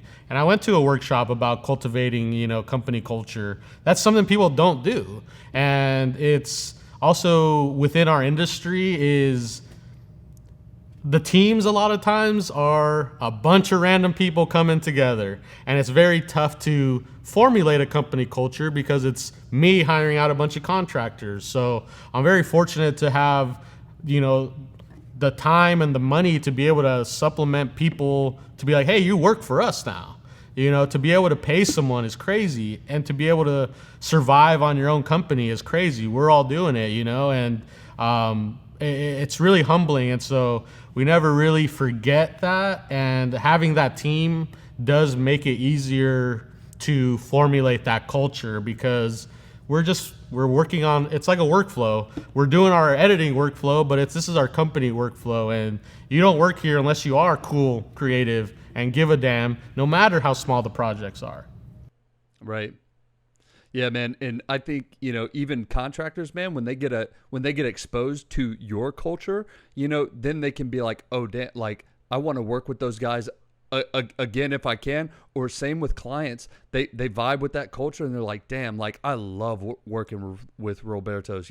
It's just those are the guys I want to work with. Dude, I see it every time. I give everyone one of these shirts every time a new crew member shows up, and like just kind of that interaction is exactly what you're saying, where they're like, hey, dude, I want us to obviously have a uniform, quote unquote. They don't have to wear the shirt, but a lot of people usually do. And that interaction just kind of like, they feel accepted. They feel part of the culture. That's like what we, want to show off is like, dude, we want to show that we're a team. And if you just have this on, that helps that look and helps us even feel that. So yeah. That's something I see a lot. Yeah, like you said, Rob, it's like giving them a jersey. It's like, totally. Bro, I don't care what, like where you work or what you contract for. Today you're a part of this team. You are Team Rowlbertos. Like exactly. Today, welcome. And inviting them into that culture. It's fucking sick, dude. Yeah. Yeah, that is Yeah, awesome. I see that for sure, and it's And it's where's cool. my shirt, it's Rob? great. Put me in, coach. Put me get in, that coach. I shirt. need my jersey. I may have some summer hoodies for you guys up here. Who knows? That's what's up, man. Awesome, Rob. Well, as we wrap episodes, we always like to kind of touch on key takeaways and just glean as much insight as we can, especially if a guest is on. And so if you were talking to somebody just getting started in the game and looking for sage advice from a 10-year veteran and co-partner agency owner, like what would you maybe drop on those guys? We kind of went into this a little cold, and I said some stuff I wasn't really expecting to say, but I think the thing that stands out is really that taking the business side as seriously as the creative side. And I know that can be very, very tough with what we do. We're artists. We want to showcase visuals. We want to make that banger edit that just gets those views on Instagram. Of course, I want to do that too. But the reality is you want to create a video business. And I think they just kind of go hand in hand.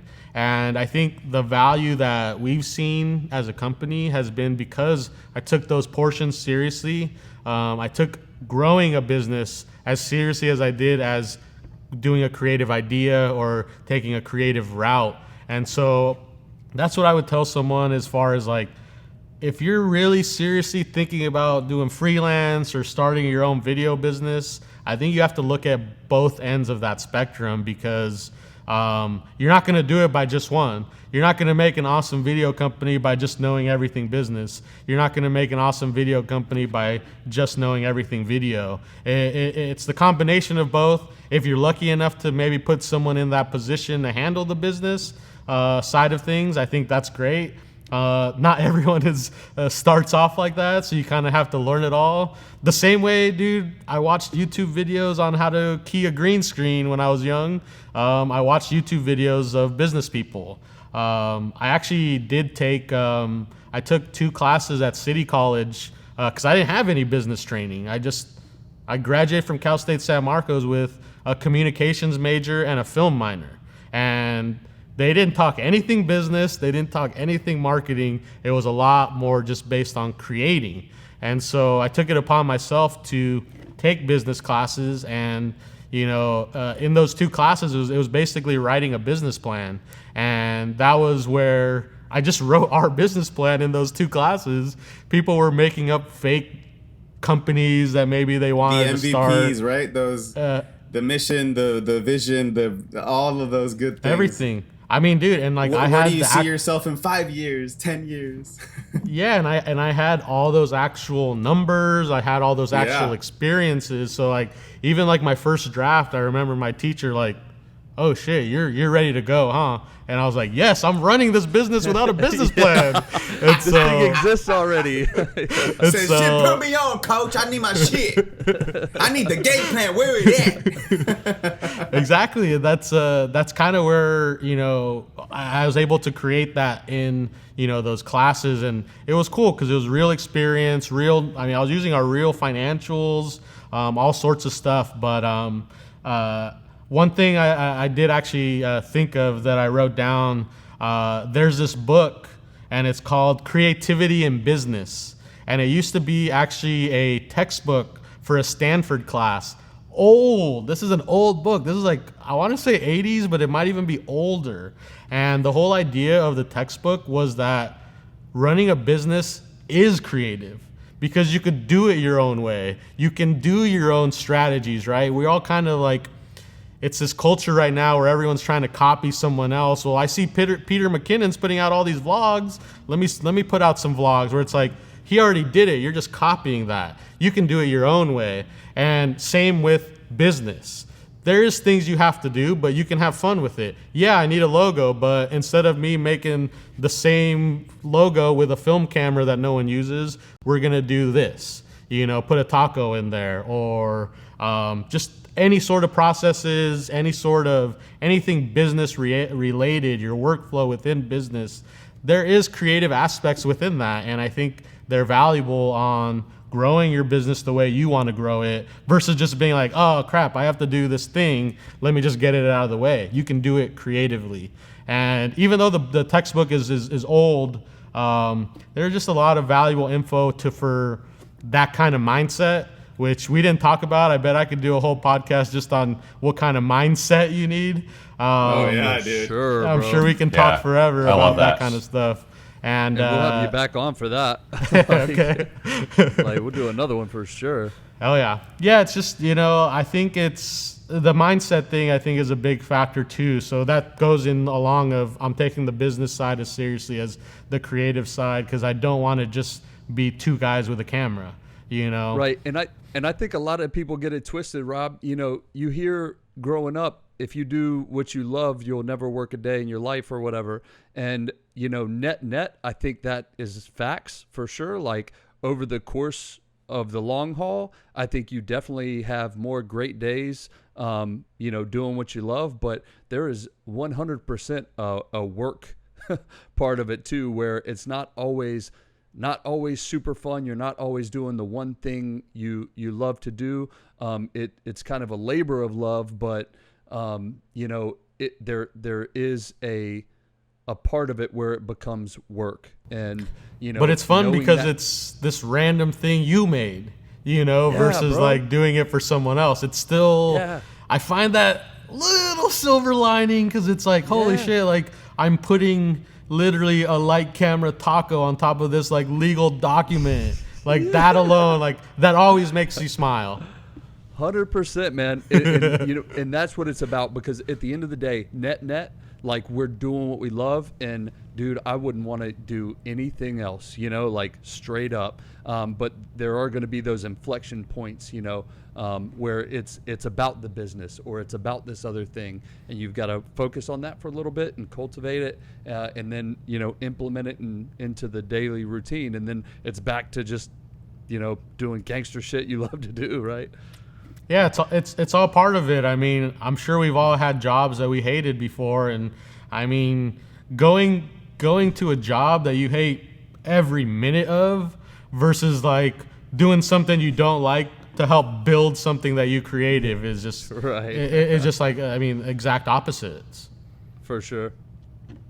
What I was gonna say is just like the huge takeaway is just being a huge advocate of believing in yourself, just being confident about having the dream, putting that foot forward, and like believing in your talent, your peers, people that can make your ideas come through, and just being confident about it too. It's like sometimes all it takes is for some people to just speak up. It's crazy how so many ideas are not fulfilled because of the what ifs and the what would happen if this and all these negative fucking ideas that are just like, bro, put it out, see what happens, and if it doesn't work, you learned from it.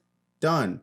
But the other takeaway is that I want to give props to Rob as well for being an advocate of always being learning, like even after graduating, going to school and learning all the business aspects of like he got this like, oh shit, I gotta put these balance, weigh the balance out because this balance side was not really favoring. So that props to that, because that's a huge thing that freelance creatives or creatives in general we skip out on. So props to that, bro. Thank you, man. And I mean, we're in a business that's always changing, like we're shooting adapt. vertical videos. That's so crazy, I never thought we would have been doing that 2-3 years ago, and now it's That's like true, we tack it on as a deliverable. So I don't think that ever is going to go away. I mean, some of the most successful people that you read about are always like, I'm always reading a book. I'm always just learning about the new things, and maybe not even in your own industry. I think it's important too to just like, my girlfriend always gives me crap because she reads for fun. So she's reading like books with actual stories and like things. And I'm like, I'm always either reading a business book or a film book.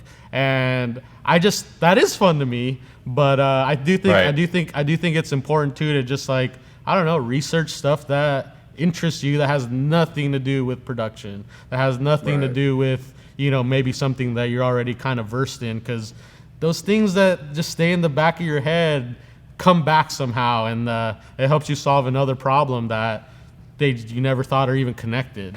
And so I'm always an advocate to keep learning and just asking questions. I always talk it up with whoever I'm talking to. So I Who agree. knows? It could be that next passion project that blows up, right? Yeah, Exactly. for You sure. never know where clients come from, Exactly. Yeah. Ian, any closing thoughts, bro? Yeah, I really love just like, again, the mantra that you guys have as a company, and like just what you see is what you get. We work in an industry a lot of times where people are just, not fake. I don't want to say that and be negative, but they have an idea of what they think this world is in production. And yeah, I've definitely done that before, where you try to talk yourself up and able to impress a client. But with Rowlbertos, I think that's really awesome that you guys have taken that perspective, and I'm definitely gonna be better at that, and I think people in our industry should be better at that. It's like, this is who I am. If we click, we can work. If we don't, that's all good.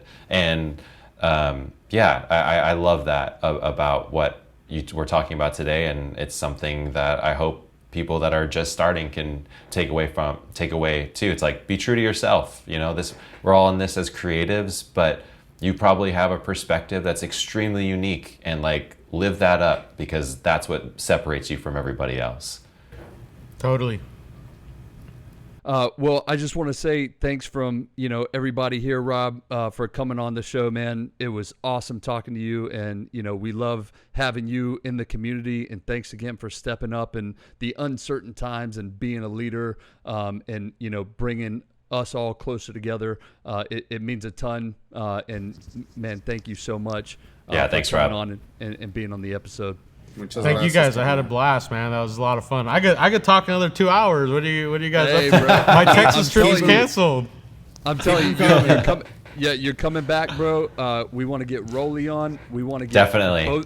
maybe both of you guys on the same time if we can. Sure. Open it up to have like a round table with you guys. That'd be great. Yeah. So if you want to see what Rob looks like chilling in his studio, be sure to check us out on YouTube at Underexposure Podcast. You can also find us on Spotify and Apple Podcasts at Underexposure Podcast, and follow us on Instagram again at Underexposure Podcast. Check out the link in our bio, which has our full link tree of where you can find the podcasts. And Rob, where could we find Rowlbertos Media on social? Yeah, you can find us at Rowlbertos Media on Facebook. We're very active on Instagram, so if you guys want to DM us, that's where you might have the most success. And if you're looking to hire us, probably LinkedIn, also at Rowlbertos Media. And how do you spell that, Rob? ROW, don't forget that W, ROWLBERTOS, just like your favorite taco shop. Awesome, brother. Thanks again. And so that's it for episode 4 of Underexposure Podcast. I'm Kerry Helton. This is Manny Aqua. Ian Harrington. Thanks for listening, and we'll see you next time.